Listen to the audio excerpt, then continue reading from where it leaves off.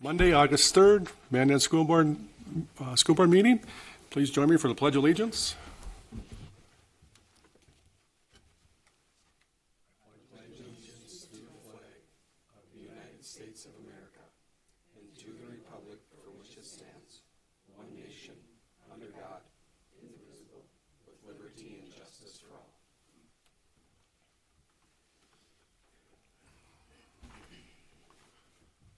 All right.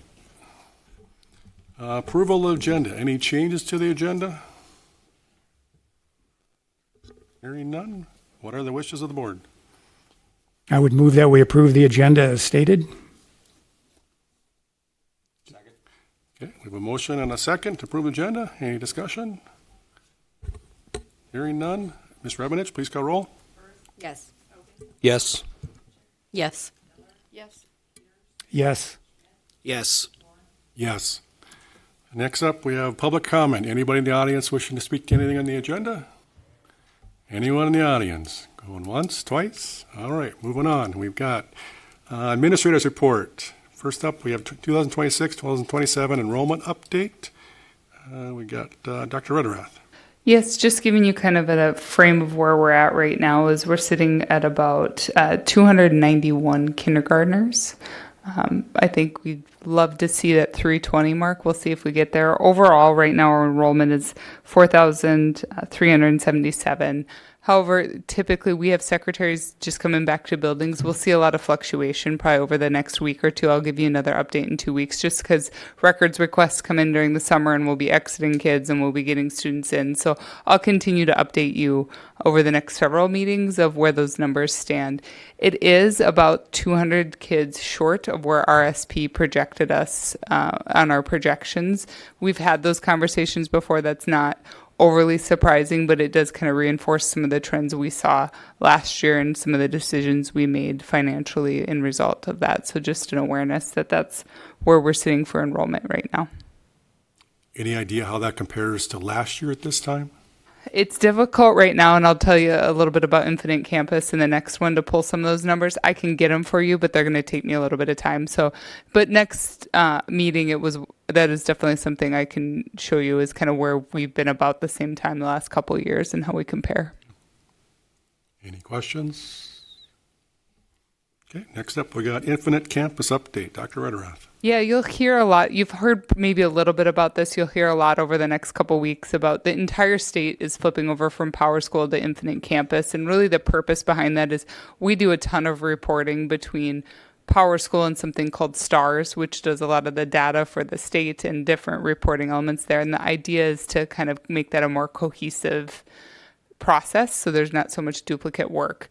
Like a lot of things, that's great in theory. It takes a long time to get there, and you got to kind of walk before you run. So we are really working to get there, but you're going to hear a lot of that this year of eventually we'll be able to do that, but we can't quite do it yet. Eventually we'll be able to do that, but we can't quite do it yet. Really our goal this year is, can we take attendance? Can we grade? Can we make sure kids are eating, the basics, and then we'll build out for there. So just, we're asking everybody for patience. We're doing the best we can along with all the other school districts. Some districts have been really early in their communication on this with families.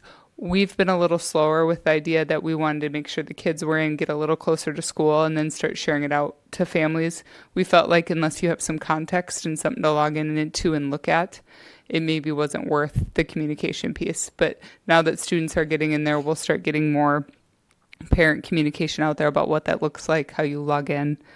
Some of the things that we'll continue to use until we transition in May, beyond that, Mosaic, which is just part of our food service, we'll continue to use. Right now, My School Bucks will be a part that we continue to use. However, that'll probably get transitioned at some point. But to start the year, that's something that will continue. And then we've traditionally used Remind to communicate with parents. That company was sold and no longer exists, so we transitioned to something called Parent Square. We've recently just sent out information to parents along that. Functions very much like Remind. We went with this instead of Infinite Campus's version of messaging because one of our non-negotiables is two-way communication, that we want to be able to communicate to parents but have them have a way to message back. And the Infinite Campus product did not provide that. And we felt like that was something that was important that we continue to provide and chose to go with Parent Square. So again, kind of summarizing it all is just we're going to need a lot of patience. I guarantee day one things aren't going to be perfect. Our tech team has gone above and beyond. I can't speak highly enough of Jeff Rarick and his techs and our administrative staff, Carrie Power, our registrar. They've put hours and hours and hours into this, but it's a lot. And everybody's doing a lot, so we're going to have patience and kind of, if you hear complaints or hear things, please direct people to their schools so we can address them, and we'll work through it together. Now, as far as with like training on that, did that come from the state side or our side, or how is that? A little bit of both. Infinite Campus has a really robust library of like training videos and things like that. So the one thing that Jeff and his team did was put together like Canvas courses, depending on what your job was. Like I did the administrator one, secretarial staff had one of relevant videos they need to watch and understand. And then like today we had a 2-hour Q&A with Infinite Campus. So they've done the videos now. Can you ask questions, walk us through things? So it's been a combination of our internal training and the state. Anybody have any questions? Okay. Next up, we have update on the summer construction projects. Mr. Legacy. Yeah, being that it's August 3rd, I'd love to be here and tell you that they're all done and we're ready to go, but we're not. So the three big projects we have right now, Mary Stark and Roosevelt, we did some renovations there, and then you know about Lewis and Clark. I'll start at Mary Stark. They're almost finished up. The bathrooms that we were renovating are done. They're just kind of doing some finish work in those areas. The gym floor is done. The electrical will not be done. We're replacing the main distribution panels in that building. We're not going to get them shipped to us until October 1st. Does not affect anything that we're going to do in school. They can do all the prep work for that, and then we'll need a few days to shut down and change that service over. We'll use Teachers Convention break or Thanksgiving break, not going to be a problem. So Mary Stark, we're close. Our staff will get their rooms and be able to get prepped for school very soon. Roosevelt, similar projects, not nearly as close to being completed. It's been a very, very frustrating summer at Roosevelt. It started with additional asbestos abatement that we had to do, which delayed the project. When we were tearing up some carpet tiles that were to be replaced in those rooms, we found 9-inch asbestos tile that we didn't know about. So that delayed a lot of the flooring that we were going to replace in Roosevelt, and it's pushed everything back. Crews are in there right now. They are working on tiling the bathrooms. Carpet installers will be in there this week, but it's going to be a push to the finish. I really hope that they're done and out of there by the end of next week so our teachers do have time to get their classrooms prepped. But it has been very, very frustrating there. And then Lewis and Clark, you know about the water damage. Arrow's been in there. Our sheetrock's done. Our cabinets are put back in place. And our carpet installers started today. They had an entire hallway from the gym through the 5th grade classrooms done when I was there at 1:30 this afternoon. So that was encouraging. They're moving quickly. I expect them to be done by the end of next week, and we'll be ready to go in Lewis and Clark. So. Okay. Yeah, I was up by Roosevelt in the backside here last week. I saw a backhoe in the back of the big hole they're dug. Yeah, they're doing some concrete work back there. They know they need to be done before school starts. Yeah. Okay. Any questions on any of that? Okay. Next up, we got North Dakota School Board Convention New Member Seminar, October 8th to the 9th. Just a quick reminder, if you'd like to attend, to let myself or Mr. Legacy know. Several of you already have. I believe we have 5 people going already, which is great. You can attend one or both days. The new member training, the required training is the 8th, and that's the law seminar. And then there's also the convention on the 9th. So even if you can't do both days, if you'd like to do one, please let us know. Is there a deadline for that? Or I believe the deadline is October 1st or 2nd, so we have a little bit of time yet. I will find that deadline here. I think Mr. Legacy's looking it up. I was wrong. It's September 18th, so let us know by September 18th. Okay. All right. Next up, we have a consent agenda. Only thing on there, we've got the approve the previous board minutes from the July 20th, 2026.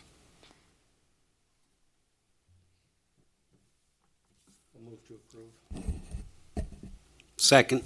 We have a A motion and second. Any discussion? Ms. Rebenich, please call roll. Yes. Yes. Yes. Yes. Yes. Yes. Yes. Nothing under unfinished business. Under new business, we have review and consider approval of the fiscal year 2027 preliminary budget. Exciting stuff now, Mr. Legacy. It's exciting for me. I like going through this Me stuff. too, so let's- You're an accountant, I know. Yeah, included in your packet is a budget report. Going to try do something a little bit different this year, and hopefully we can build a template that we can build on and kind of expand over the years to kind of give not just the board more information that you can digest a little more easily, but also our community. If they're looking for budget information, that they can find this packet and at least get a few key takeaways from what we're trying to do on a budget perspective. So I'm going to go through this page by page in a couple of notes.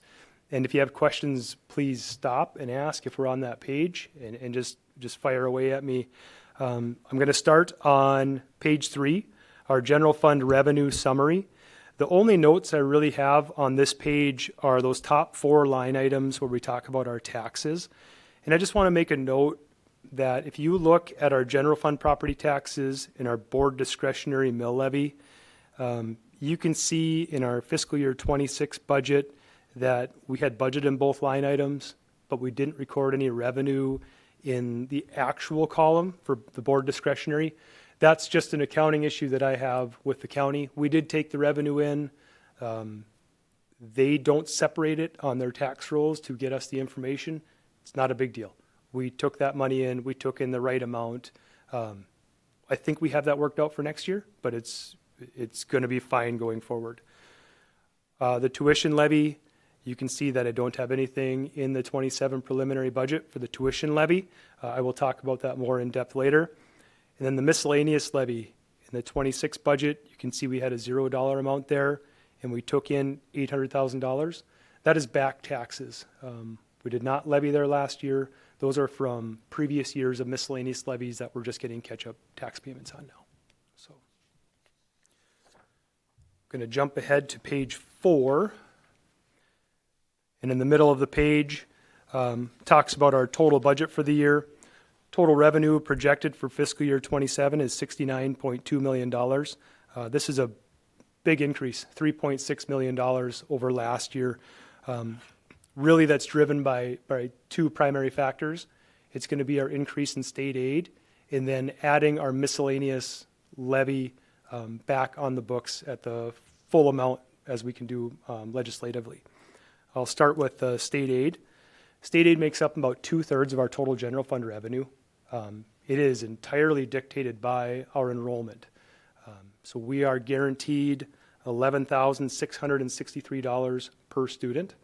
I know Dr. Rederath touched on it later with our enrollment flattening out. We are going to just see the increase in the per pupil payment going forward. 10 years ago, when we added 200 students per year, we'd get a huge influx in state aid revenue. We're not going to see that anymore. We need to watch that very, very closely and stay on top of our enrollment numbers very, very tightly. I know you asked, Rick, kind of where we were compared to last year. I have no new students built into our budget this year. It is flat, and I think our numbers are bearing that out from the enrollment we've seen.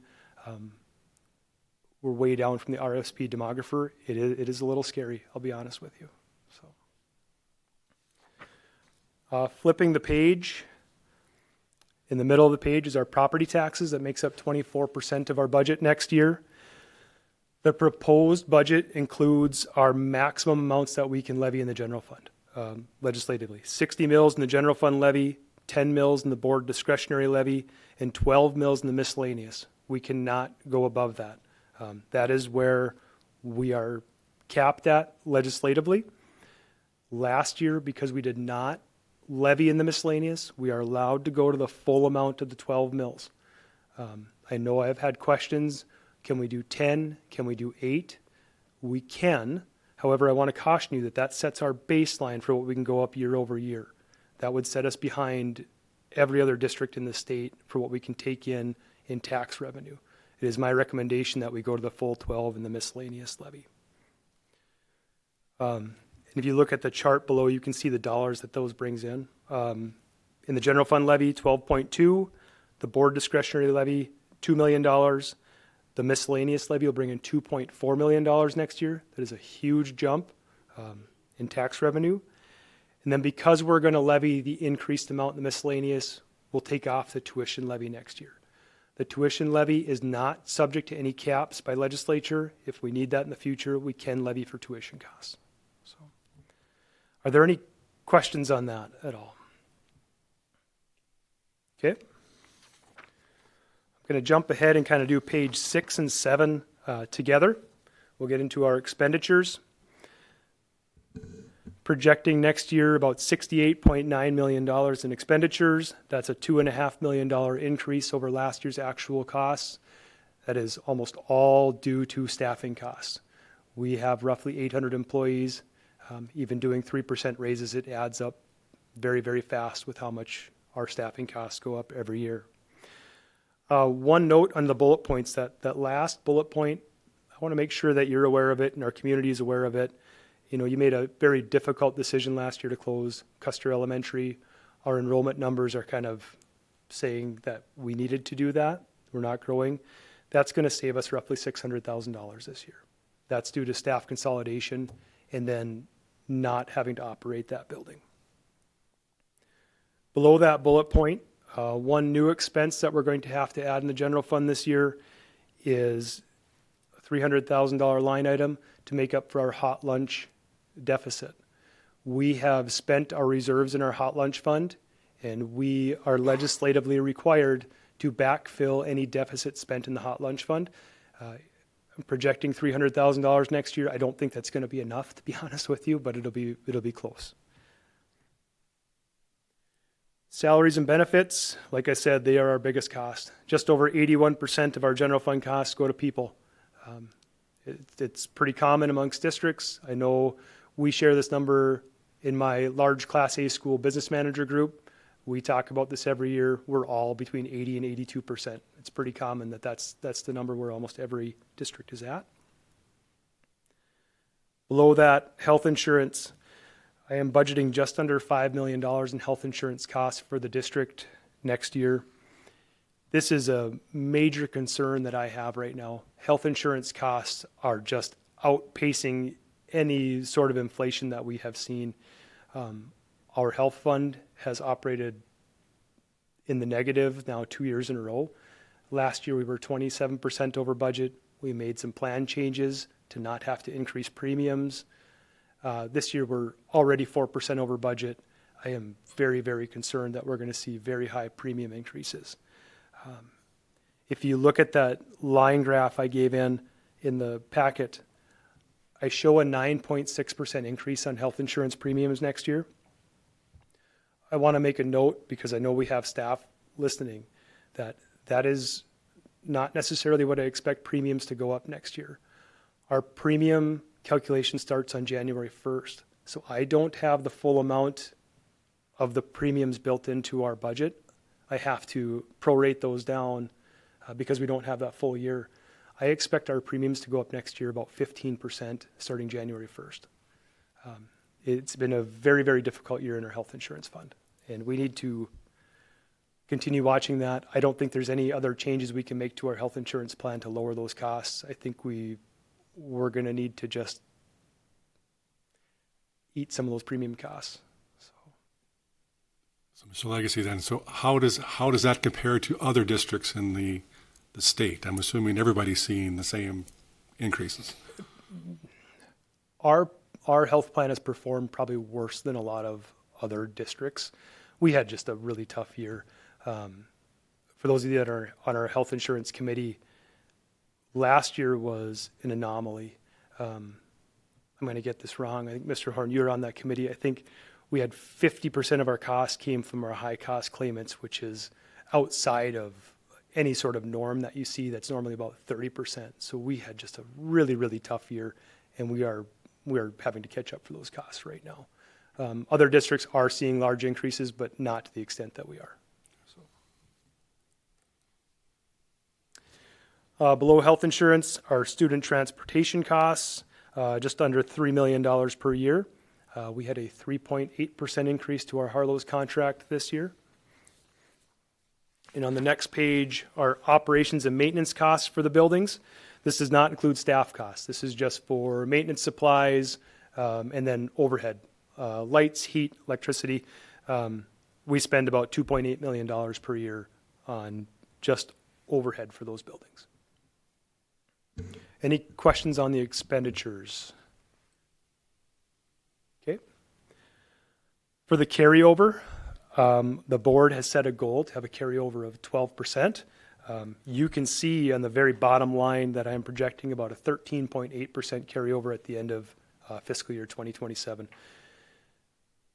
That looks very good on paper. I am going to caution the board and our community that we had a very large increase next year due to the miscellaneous fund levy coming on board. That is not, we're not going to see that year over year big jump that's going to flatten out. We're going to need to be very, very careful with our budget going forward. We've been fiscally conservative. We're going to have some tough years. We're going to have to really watch the legislature this year to see what happens. So, and on the final page, our mill levy worksheet. I kind of talked at length about our general fund, our board discretionary, our tuition, and our miscellaneous fund. Just a couple notes below those, our building fund. We are allowed to levy 18 mills. It's 17.99 on here. That's due to the 3% cap. The building fund is capped levy. I've proposed that we go to our maximum allowed. Our special assessments. Next year, I'm proposing that we do not levy for special assessments. We are going to have special assessments costs, but again, because we're bringing on the full 12 mills in the miscellaneous fund, I think that's a trade-off that we need to make. We'll need to use some carryover in our building fund to pay for special assessments, at least next year, if maybe not for a few years. I just want you to be very aware of that. And then our sinking and interest levy, we're going to levy 32.95 mills next year. That's for our debt service payments on Red Trail, Lakewood, and the high school. That's similar to our mortgage payments. We're required to make those. And then I'll stand for any questions on the mill levy. Yes. So with that special assessment, that's not one that's capped or the 3% limit. That's based on what we're actually being assessed. Correct. Special assessments, we can levy what we pay. Yep. So if we were to see a large special assessment coming into effect, we could still at some point. Yes, you would have that discretion to bring that on. And we still do have that discretion this year. This is the preliminary budget. We need to make a final budget determination before October 10th. So we do have time to make any changes to this if you wish to do that. So, Ryan, how are we going to plan on accounting for any potential sale of high school land? I don't have it built in right now. It's been so quiet that we all know what's out there. I just don't know that what we're going to see coming back from that. It is on our retreat agenda for August 17th. I do have an appraiser lined up to get us a value on that property. I don't know if I'll have it in time for the retreat, but I'll share it with you before we have to set a final budget. So. And then one final note on the bottom of the mill levy worksheet. You can see that potential IRS tax credit. I have been working with the Alliant Group. It's a company out of Houston, Texas, on recovering some costs for construction of the high school. As part of the 2022 Inflation Reduction Act, public entities became eligible to recover costs for energy efficient construction. I didn't know this. The Alliant Group brought this to my attention. Because of how our HVAC and mechanical systems were designed at the high school, we can recover between $7 and $7.5 million of construction costs, hopefully. We have applied for those funds. I don't know when we're going to get a determination letter. I don't know if we're eligible. I'm kind of relying on this Alliant Group to see us through this whole process. I have not budgeted for it. I hope we have some guidance before the board retreat, before we set our final budget, because $7 to $7.5 million in one-time funds. We need to plan for that. So I will have some proposals for that money when I get more information to share with you. But that's something that we need to really, really think through. So with that group, then they contacted us. I mean, this is what they specialize in, correct? This is what they specialize in. And I've worked with the Alliant Group before. They specialize in these IRS tax credits, but they primarily have worked on the private industry side. That's been available for a number of years. So when we've worked with Prairie Engineering, Icon Architects, design groups, engineering firms have always been eligible to get tax credit for those energy efficient projects. This is new where we didn't pay taxes, so how can we be eligible? But that was part of the 22 Inflation Act, that public entities are eligible for that tax credit to come back. So It still boggles my mind that we can get money that way, but, we haven't seen anything yet. right. So are they going to be fee-based then, or what? Yeah, they're fee-based. I've signed a contract with them that they'll get 8% of anything that any tax credit that we get back. They get 8% of that fee. So due to the amount, their normal fee structure is between 12 and 15%, but due to the amount that's been lowered substantially for us.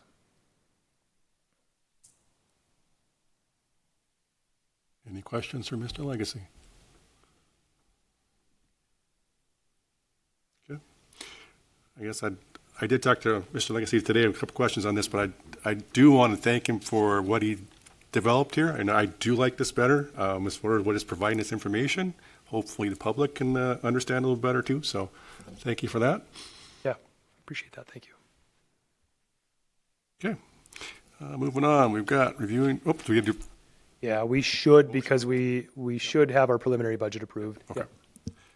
I would move that we approve the 2027 preliminary budget. Second. We have a motion and a second to approve the preliminary budget. Any discussion? Hearing none. Ms. Rebenish, please call roll. Yes. Yes. Yes. Yes. Yes. Yes. Yes. All right, next up, review and consider approval of request to hire the following certified staff. We have Ilika Peters, school counselor at Fort Lincoln Red Trail. Mr. Meshke. Yes. As you recall, last board meeting, we received a letter of resignation from Carol Beekler, in which she did pay some liquidated damages to get out of her contract. I guess we advertised for the position right away, and we were lucky enough. I think the school counseling position is a difficult position to fill, and then especially on such short notice. So yes, we restructured the duties of a full-time. Carol was a part-time. I believe she was 80%, and now we have 100% counseling dedicated, and we're going to split it between two schools as some of our schools continue to grow. Right now, Red Trail was in need. State law requires us to have one counselor per 300 elementary students. We're not there yet. We still probably would need another half-time one, but I don't think we've been there probably in the past, since the law's been put in place. So this is probably about as close as we're going to get. So we decided between Fort Lincoln and Red Trail, she will split her time 50% between the two, and it really does cover those two schools. We're short probably about a half-time counselor in our district right now to cover the 300-to-1 ratio. So guess we would suggest you hire her. Okay. What are the wishes of the board?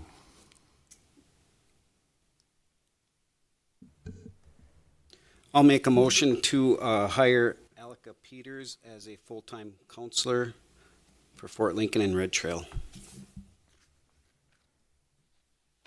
Second. Okay, we have a motion and a second to hire Ms. Peters. Any discussion? I do have one question in terms of counseling service.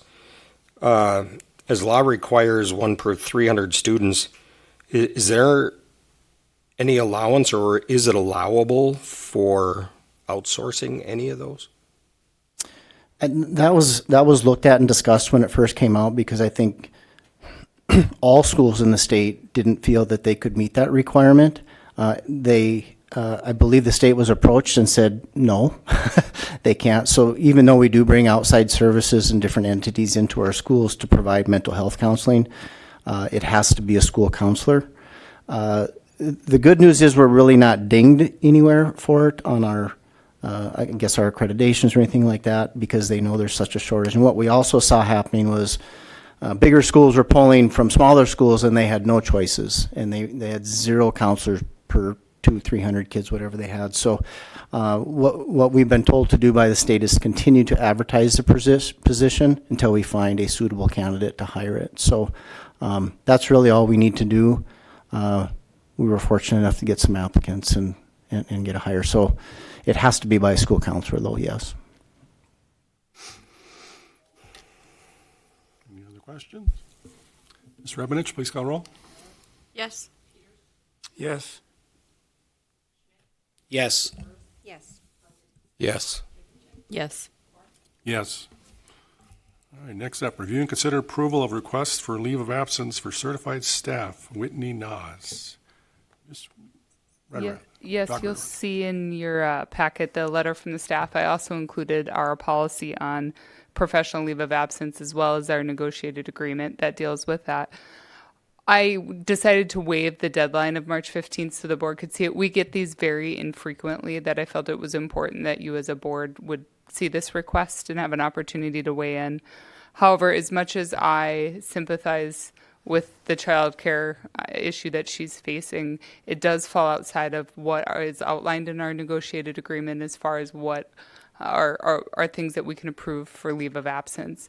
And so with that, I do have concerns about if we were to approve this, the precedent that could establish, just because childcare is such an issue for so many staff, that I would encourage the board to consider denying, based on the fact that it does fall outside of our negotiated agreement and what's outlined in there. However, it is your decision ultimately as a board when it comes to leave of absences to approve or deny. And with that, I can answer any questions you have. As far as precedent setting, Yeah. I mean, if we were to accept this, that could be something in the letter saying non-precedent. Moving forward, this will be looked at a case-by-case scenario, potentially, and that would not be precedent setting in the future, I would think. We could. I do worry about getting inundated a bit with those case by cases of I lost my childcare in November, I went on maternity leave, I'm not sure I want to come back, and I have a leave of absence till I figure that out. We certainly could put something like that in there. I'm just then worried too about the volume that we could get, just because this is a very common issue that families have to navigate. The one question I had was, is there something we were missing, or is there some extenuating circumstances, or is this just simply a fact that I can't find daycare, so therefore I'm requesting a leave for a year? Yeah, they have 3 young kids at home. I think it's a combination of just wanting specific childcare and then losing the childcare that they had at last minute and not being able to find it. I talked with this individual today. She definitely feels very torn about it and is not taking this decision lightly, but did not mention anything outside of the issue of childcare as the reason. So was it discussed about maybe a potential of her maybe leaving her position altogether if this doesn't get approved? That's what I told her, is that but depending how the outcome of this, I said, then we would have to consider either a resignation or how are you going to come back to work and what does that look like for your family, would be the next steps with this for her. She has been in contact with the middle school. I've been in contact with the principal in the band department there. I think they have a plan. There's a long-term sub who works quite closely with us regularly that would get them through this year if Ms. Noss doesn't come back, whether due to a leave of absence or resignation. And then that would give them an opportunity next spring to appropriately advertise for the position to find a long-term fill if we needed to. So they do have a plan for how we would do band at the middle school if she does not come back, whether leave of absence or resignation.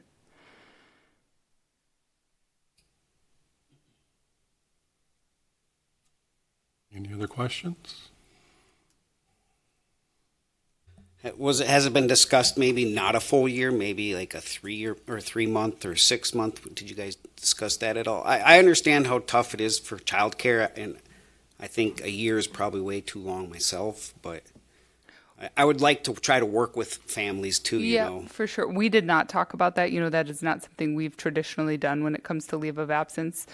This individual is also, unfortunately, we didn't have an avenue. We looked into like FMLA avenues and other avenues and really kind of exhausted all those other pieces. So again, we don't have that outlined in our agreement that we do it for less than a year. Doesn't mean we couldn't have some of those conversations, but we did not. Yep.